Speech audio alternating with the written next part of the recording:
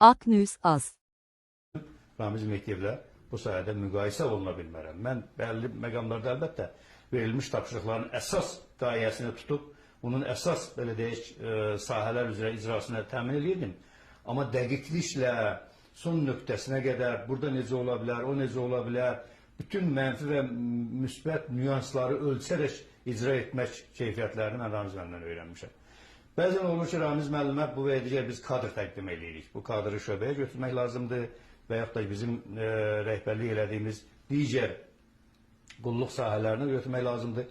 Bizim orada buraxdığımız və yaxud da ki, fikir vermədiyimiz nüansları Ramiz müəllim tutur həmişə.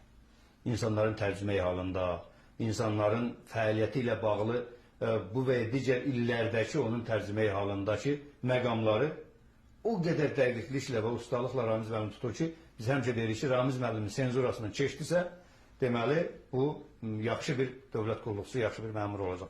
Sözün həqiqi mənasında Ramiz müəllimin yazılmamış və müəyyən olunmamış bir senzurası mövcuddur ki, o yalnız Ramiz müəllimin qəlbində və beynindədir. Yəni, bir delonu, hər hansı bir şəxsi şey, hər hansı bir əsəri, bir məqaləni, bir məruzəni, bir məktubu, müraciəti, yəni bu müraciətlər prezident üçün hazırlanan bütün o sənədlər Ramiz müəllimin baxışından keçəndən sonra cənab prezidentə gedir. Biz dəfələrlə baxırıq, dəfələrlə onu işləyən müəlliflər və onu redaktə edənlər baxır. Bu və digər nüansları tuta bilmirik, amma Ramiz müəllimin qarşısına keçəndə o nüanslar mütləq şəkildə tutulur və qeyd olunur. Bax, bu anlamda sözün həqiqi mənasında Ramiz müəllim çox dəyərli bir məmur, dəyərli bir belə deyək, dövlət qulluqçusudur.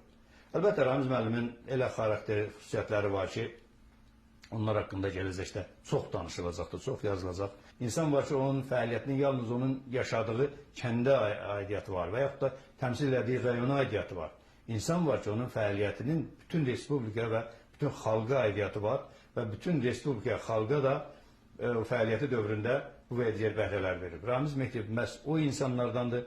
Mən əminəm ki, onun daşıdığı o İstiqlal ordeni, onun daşıdığı digər orden və medallar sözün həqiqi mənasında Ramiz Mehdiyevin tam haqqıdır, tam layiq olduğu qiymətdir. Doğrudan da Ramiz müəllim bir dəyərli, şərəfli həyat yolu keçibdir və o həyat yolundan onun silahdaşları olan bizlərə də bir pay düşür. Ramiz müəllimə bundan sonraki həyatında da möhkəm can sağlığı, eyni aydın düşüncə ilə bundan sonraki həyatında da fəaliyyət arzulayıram.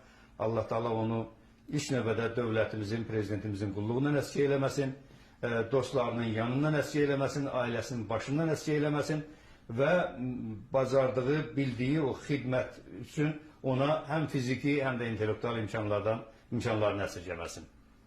Bu qədər.